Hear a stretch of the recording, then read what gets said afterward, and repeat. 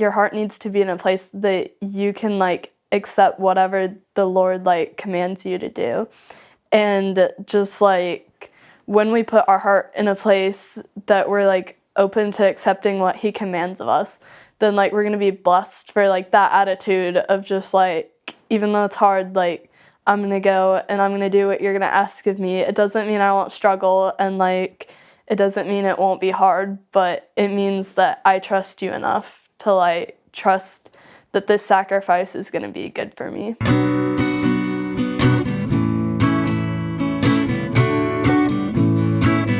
Hi, welcome back to Christ-Led Youth. This is a podcast for youth, by youth, and this week we'll be discussing Doctrine and Covenants, sections 129 through 132.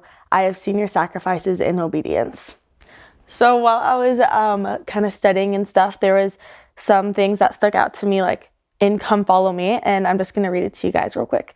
It says, one of the most joyous truths about heaven is that it can include our cherished family relationships if sealed by the proper authority. Truths like these can make heaven feel less distant, glorious, yet reachable. But then, sometimes God may ask us to do things that seem uncomfortable and unreachable. For many early saints, plural marriage was one such commandment.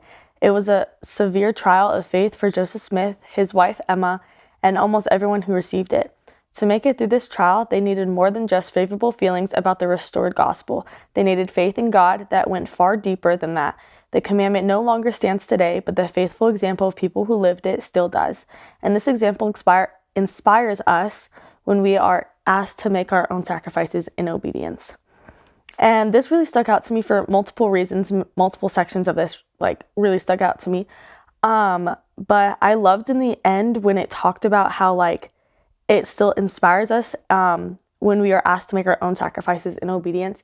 I feel like there's a lot of times in like Joseph Smith's time and just in the scriptures in general where they are asked to make huge sacrifices. And it kind of just shows that like they were prophets and apostles, and life wasn't easy for them too. And so it just shows that like it can happen to anybody, and all these sacrifices can happen to anybody. And also too, I liked how it really made it clear that like we don't do polygamy marriages anymore. We don't do that. And it definitely was like a thing back then with Joseph Smith, and it definitely was like it said, it was definitely a like trial, severe trial for him, and not only him but also his wife Emma. And it just shows that each generation and each like people like from now on and stuff, like we're all gonna go through completely different like I guess trials and stuff, and we need to like make sure that we're putting our trust in the Lord during that time and relying on him during those times. But yeah. So I think like something like from those thoughts that you said, like obviously we don't practice polygamy like today, and I know that can be a misconception among like non-members. Like they'll ask like, do you guys still do polygamy? And there's actually, the church put out like an official declaration on this that's in the Doctrine and Covenants. So it's called like Official Declaration 1, and it basically goes over like, it basically says like, yeah, we don't practice this anymore. And it kind of tells us that like it was like the Lord's command at the time, and so the people, like you said, they had to make sacrifices to like follow what was best for them, and like what the Lord knew was best for them. And even though that was like hard for the saints, they were able to like make those sacrifices. And it actually reminded me of like Abraham when he had to like, when the Lord commanded him to go and sacrifice his son Isaac on the altar. Like that's not something that's like okay, and like it feels like it shouldn't like be okay to like go kill your son. But like the Lord made that sacrifice, or like asked him to make that sacrifice so that he could like show his faith, and like so he could learn and grow. And like while that's something that we don't do anymore, like it was for a purpose in that time. We know that there are things that God has commanded in the past and that God does that sometimes we don't understand. And I think, polygamy is often looked back as kind of like a stain in our past, and is talked about as a stain in our past. And I think it's not a stain. It wasn't a mistake. And while yes, we don't practice polygamy because we've gotten to the point where God doesn't command that anymore. It wasn't because God was like God wanted Joseph Smith to have all these wives. God allowed Joseph Smith to do this, and Joseph Smith, it was a trial for him, as it was said. He must have been like, what do you mean? Like, he loved his wife, and that must have been a struggle for him. But it was because that through that these women were able to receive blessings and covenants in the temple that they wouldn't be able to without that, because there was a shortage of God-fearing and priesthood holding men. And it wasn't, I feel like it's often looked back as a stain when it's really not. It was a commandment by God for a reason that no one ever really sees. And we see that in the Bible, like you said, with Abraham.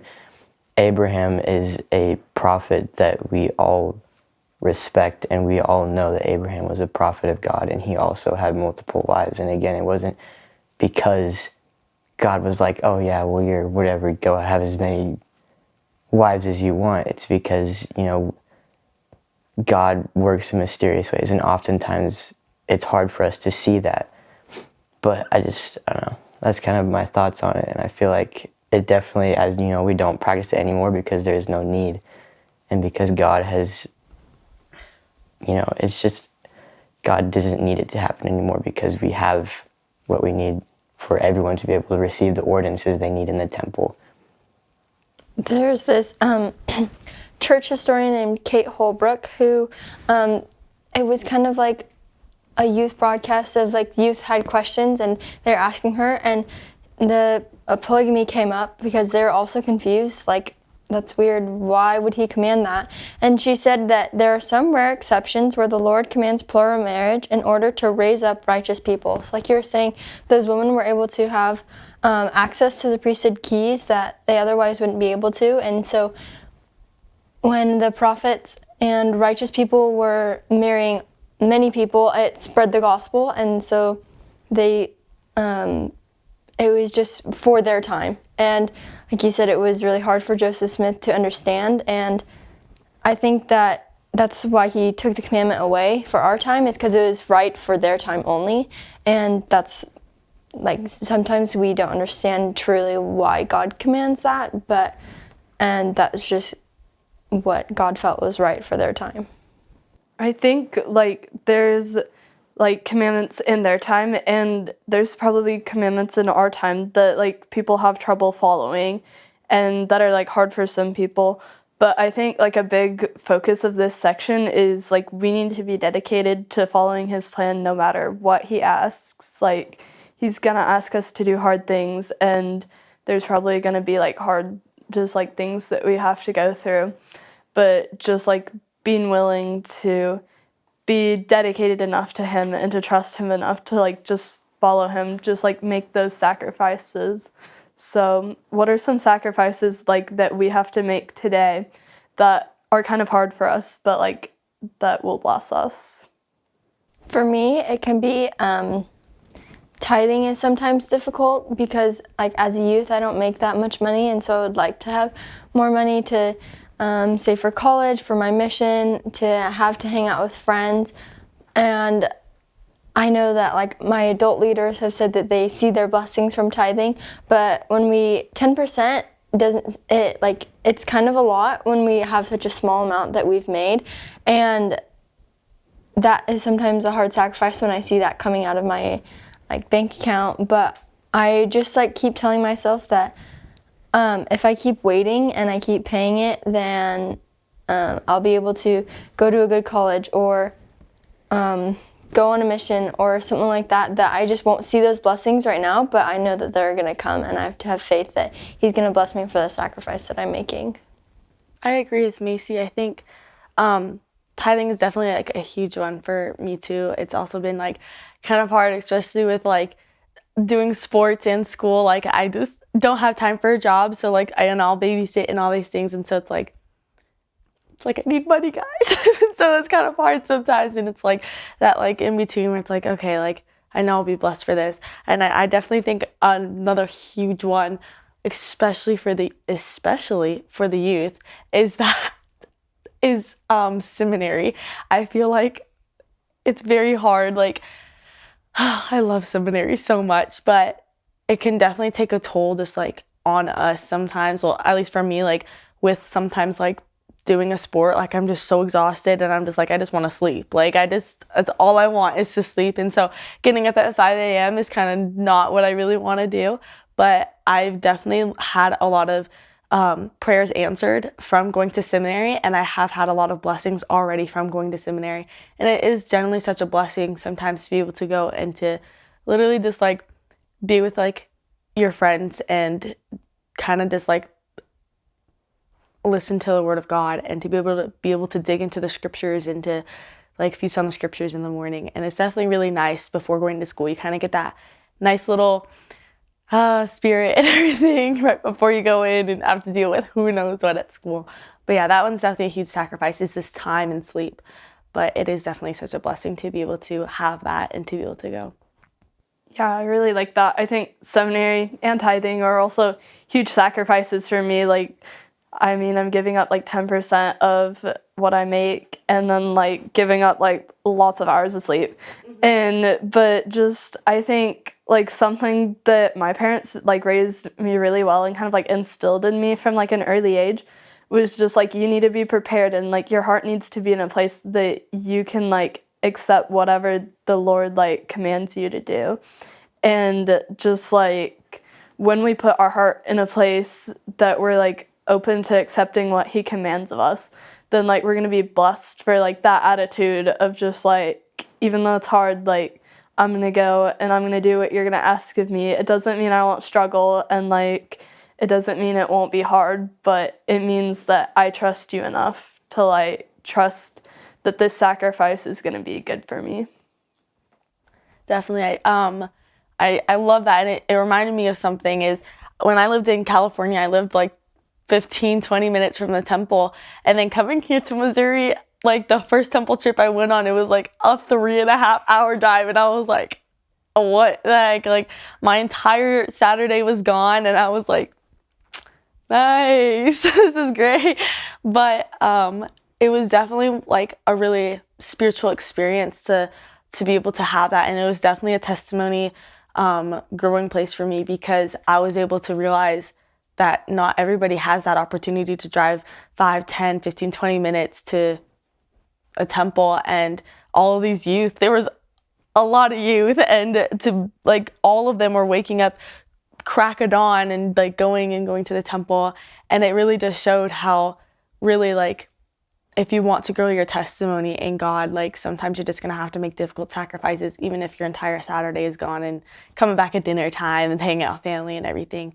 But it was definitely such a blessing. I was able to not only grow spiritually when I was at the temple, but also to be able to connect with the youth and stuff was such an amazing experience. And I do kind of miss those 3.5-hour trips, but now we have a 2-hour one, so it's a little less, which is still fine. But it is such a blessing sometimes when I look back and I'm just like, okay, yes, I made those really difficult sacrifices, or I made that small sacrifice on having to get up the crack of dawn for 4 years of my life. Still loved it. I loved being able to go to seminary, and I still see the many blessings that I receive from paying tithing too. I think sometimes we have to stop and kind of like look back on all the blessings we received, because I think sometimes we forget that we are making these difficult sacrifices, but we need to stop and realize that God was with us every step of the way through it. Mm-hmm. I love that. I think something our seminary teachers really recently talked about that I really liked was like consecration, and just like I think when we make a sacrifice, like we're choosing to like kind of hand it over to the Lord and say, here, I'm like doing this, I'm doing my best, like please magnify my efforts, like make it worth it. And I just think like living with the attitude of like consecration is so good.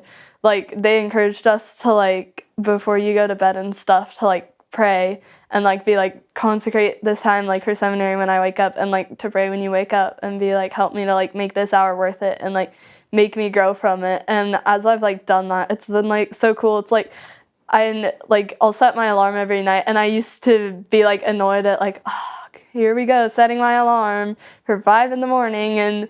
But now I just like am able to do it with so much joy because I've like decided to consecrate that time to the Lord. And I'm like, oh boy, here we go, setting my alarm for 5 in the morning. But like, it's so worth it. And I love it. And I think just when we live with the attitude of like being able to consecrate our life to Him and every little thing we do is for Him. And when we make that sacrifice, then like we're just so much happier.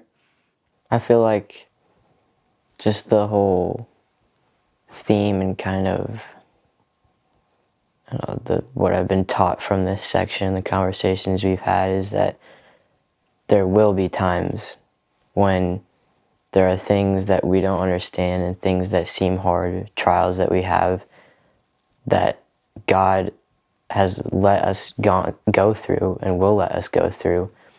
And it's easy to let one small thing change the way we feel about God and change our faith and our conversion. I think, just what it's all made me think of is doubt your doubts before you doubt your faith. And I think it's so easy to focus on what we don't understand, what our imperfect minds can't wrap our heads around, when there's so much that we can appreciate.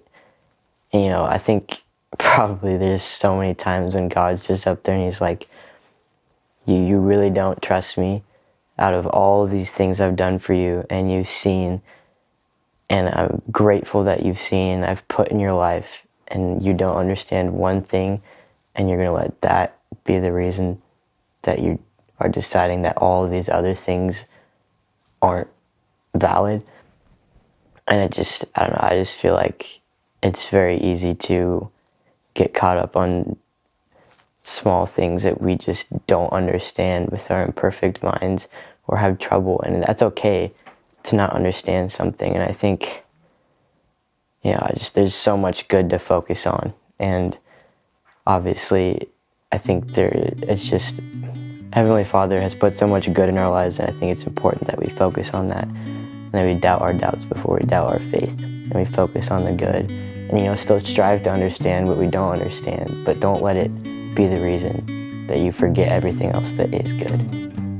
All right, well, I think we've talked about some pretty great things here today, and I hope you'll join us next time. Bye, guys.